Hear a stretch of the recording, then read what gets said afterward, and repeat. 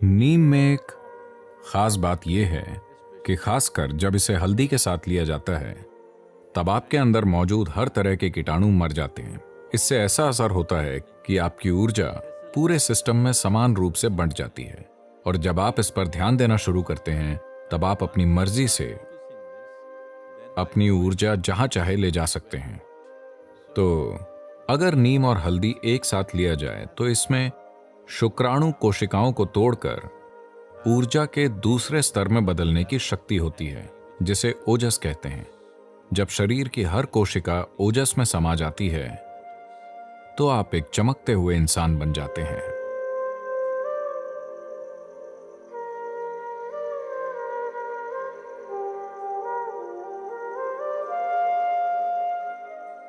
तो योग केंद्र में दिन की शुरुआत नीम और हल्दी की एक छोटी गोली खाकर होती है।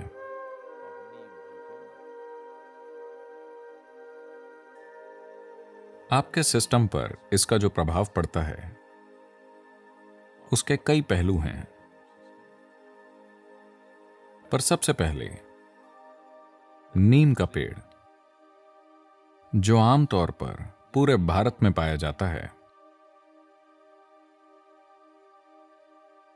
आज शायद दुनिया भर में 10 से 12 अलग अलग जगहों में उगाया जा रहा है। यह मूल रूप से भारतीय उपमहाद्वीप का पेड़ है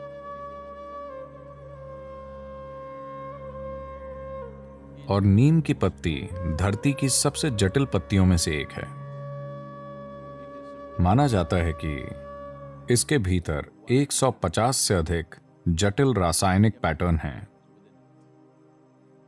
इससे कई स्वास्थ्य संबंधी पहलू, ऊर्जा संबंधी पहलू और आध्यात्मिक आयाम जुड़े हुए हैं। सेहत की बात करें, देखिए, आधुनिक चिकित्सा प्रणालियों ने एक बुनियादी गलती की है।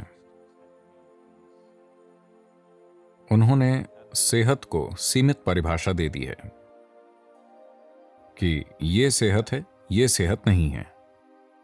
वो आपको बताते हैं आपके रक्त का रसायन विज्ञान, रक्त रसायन ऐसा होना चाहिए, सिर्फ तभी आप स्वस्थ हैं। आप में से कई उन मापदंडों में फिट हो जाएंगे पर फिर भी स्वस्थ नहीं होंगे, क्योंकि स्वास्थ्य एक तरह का कंपन है, न कि एक सीमित परिभाषा। आप अभी पूरी तरह से स्वस्थ हो सकते हैं, पर शायद सिस्टम में कुछ चीजें हो सकती हैं कि 10 मिनट बाद आप स्वस्थ ना हों। खैर, 10 मिनट बहुत कम समय लग सकता है, शायद आज शाम तक आप स्वस्थ ना रहें। यह बिल्कुल संभव है। यह सोचना गलत है कि हम सेहत को परिभाषित कर सकते हैं, यह सेहत है, या हम इसे रासायनिक मापदंडों में परिभाषित करके कह सकते हैं यही सेहत है। आपके स्वस्थ होने पर भी सिस्टम के भीतर कई चीजों में उतार चढ़ाव हो सकता है और आपके बीमार होने पर भी कई चीजें स्थिर हो सकती हैं। तो ये जानने के बाद आइए जानते हैं कि नीम आपके सिस्टम में क्या करता है। इसका एक प्रभाव एकदम नजर आता है, वो है आपके आहार के ट्रैक्ट को साफ रखना। साफ रखने से हमारा मतलब है ये एक जगह है, ये पूरी पाचन प्रक्रिया में एक ऐसी जगह है जहां जीवन के दूसरे रूप सबसे अधिक मात्रा में है। इस एलिमेंट्री ट्रैक्ट के भीतर सूक्ष्म जीव बहुत ज्यादा होते हैं। उनमें से कई हमारी मदद करते हैं। हम उनकी वजह से जिंदा हैं और उनकी वजह से भोजन पचा पाते हैं। शरीर में बहुत से कार्य उनके कारण होते हैं, पर फिर भी कई ऐसे जीव हैं जो हमें नुकसान पहुंचाते हैं।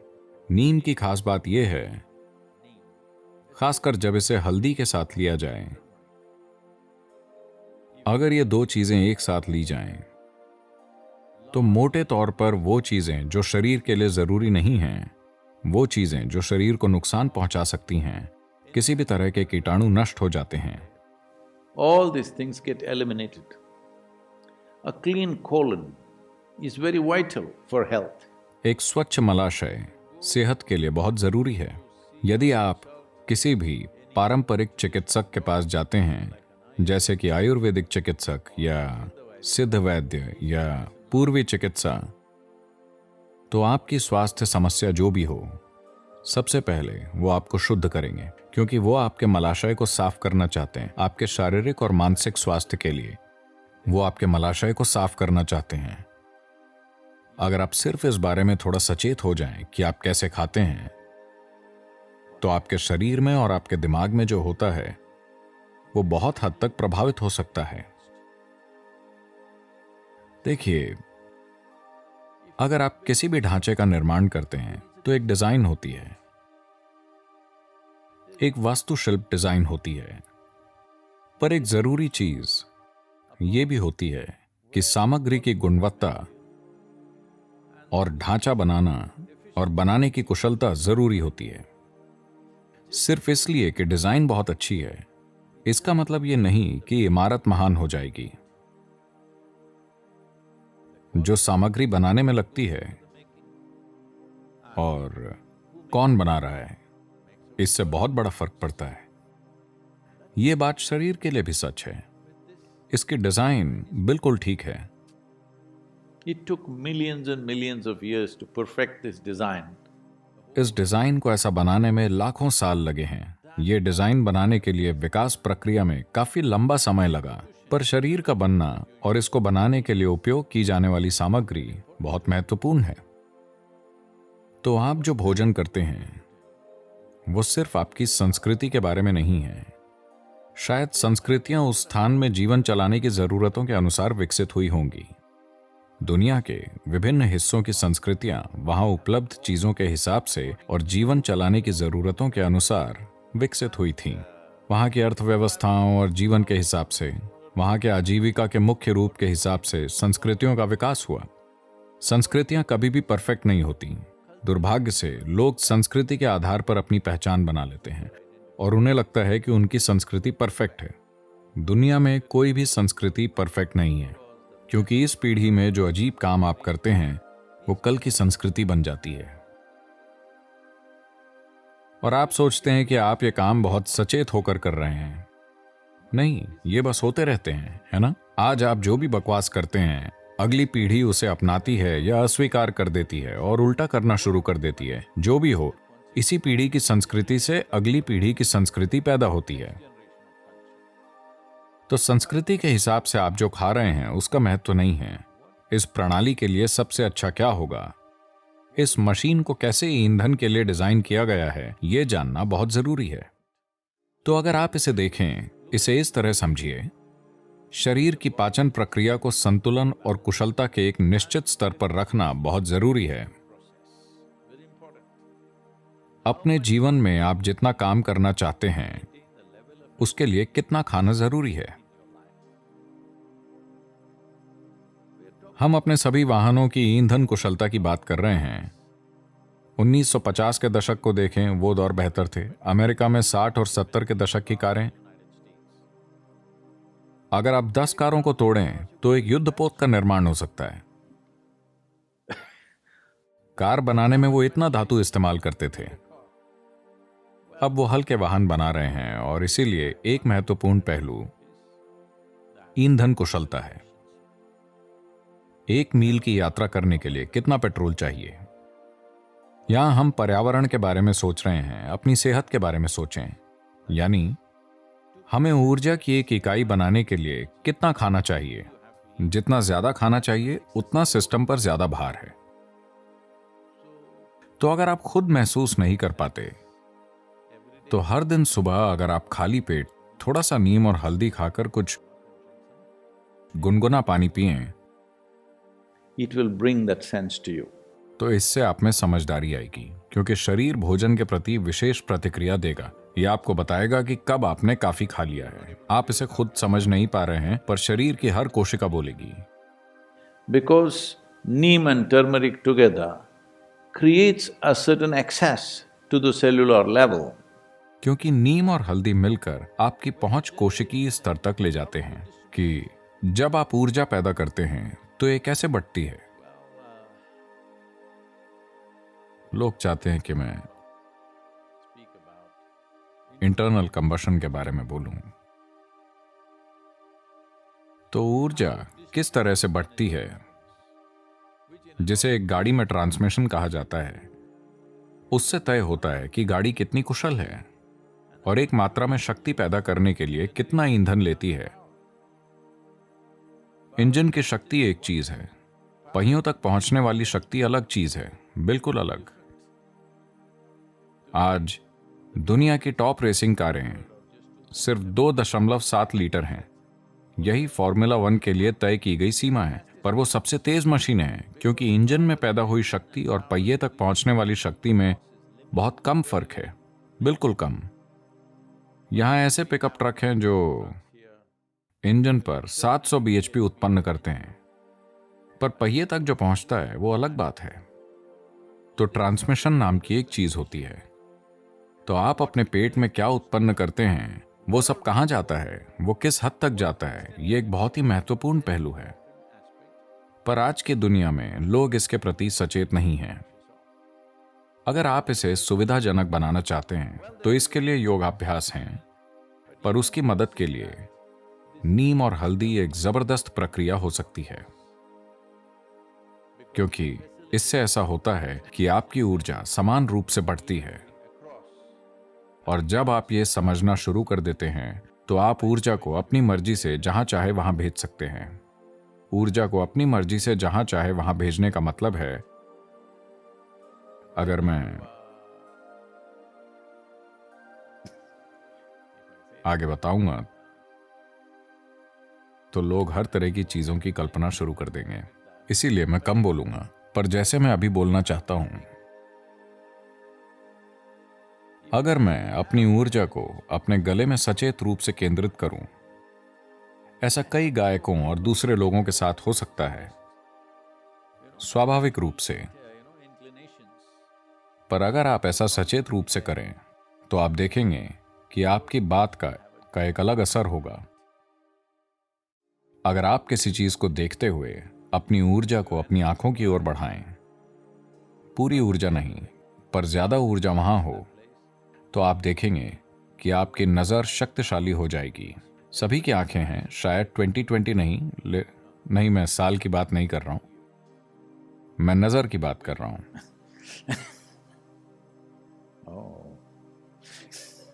हमें इस नंबर का इस्तेमाल ध्यान से करना चाहिए।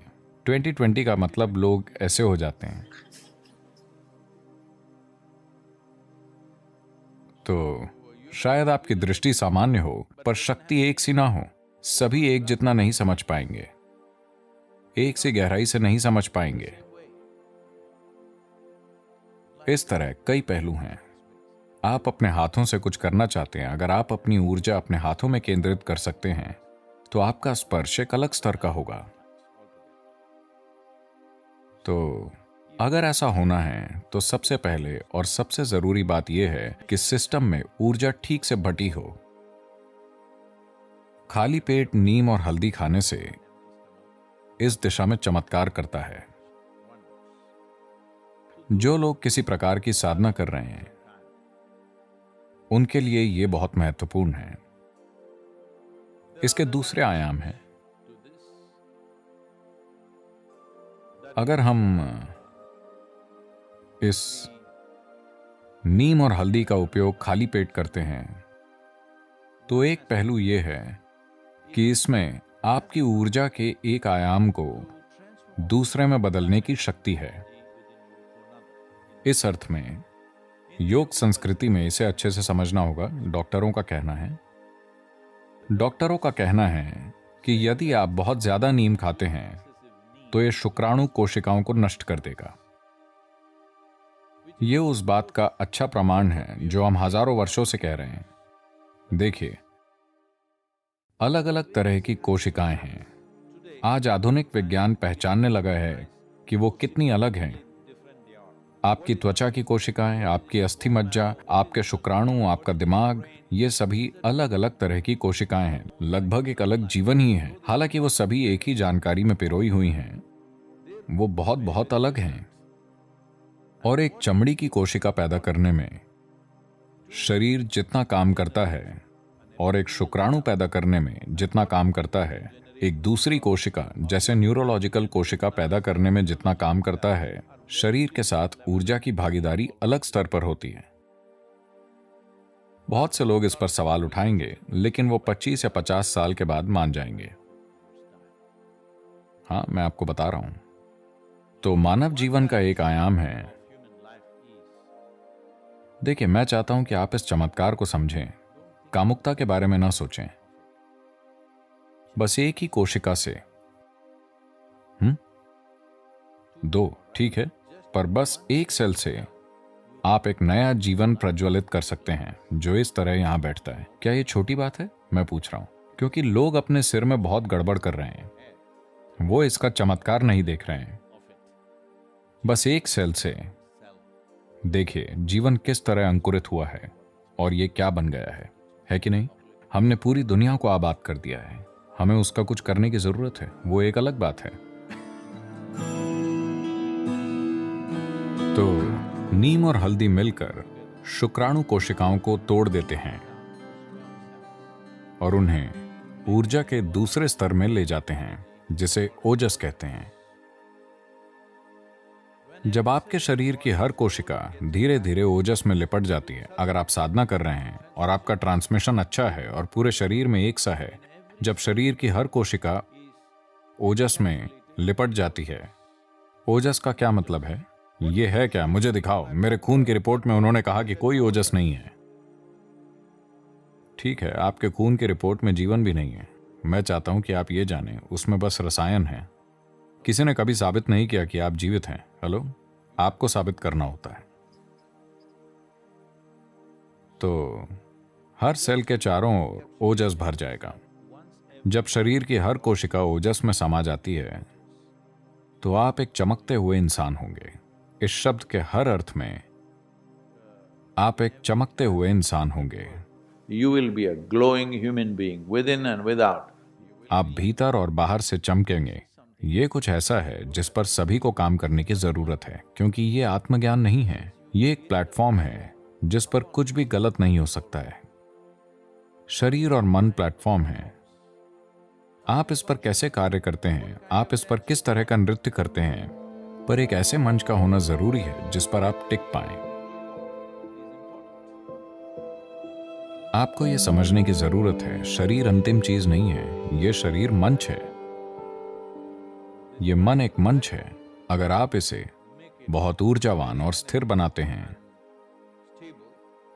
तो उमंग और स्थिरता, लोग ये नहीं समझ पाते हैं। उन्हें लगता है कि उमंग मतलब यहां वहां उछल कूद मचाना और स्थिर मतलब मौत।